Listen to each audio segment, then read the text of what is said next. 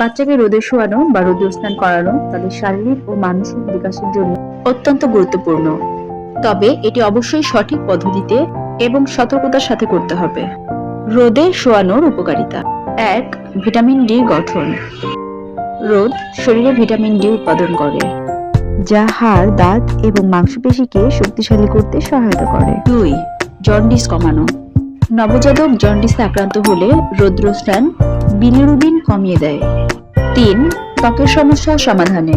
সূর্যের আলো ত্বকের সঞ্চালন বৃদ্ধি করে এবং বিভিন্ন ত্বকের সমস্যার সমাধান করে। ৪. ইমিউন সিস্টেম উন্নত করা। রোদে থাকা ভিটামিন ডি রোগ প্রতিরোধ ক্ষমতা বৃদ্ধি করে। সুস্থ মানসিক বিকাশ। রোদে শোয়ার সময় সূর্যের আলো মস্তিষ্কে সেরোটোনিন উৎপাদন করে, যা মুড ভালো রাখতে সহায়তা করে। রোদে শোয়ানোর পদ্ধতি। ১. সঠিক সময় বাছাই করুন। সকাল ৭টা থেকে ৯টার মধ্যে রোদ সবচেয়ে ভালো এবং কোমল। ২. শিশুকে সোজা ও পেটের দিকে শোয়ান।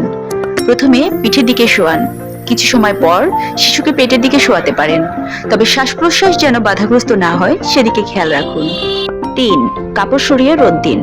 শিশুকে পাতলা সুতির কাপড় পরিয়ে বা আংশিক খোলা রেখে রোদ দিন। ৪. সময়সীমা ঠিক করুন।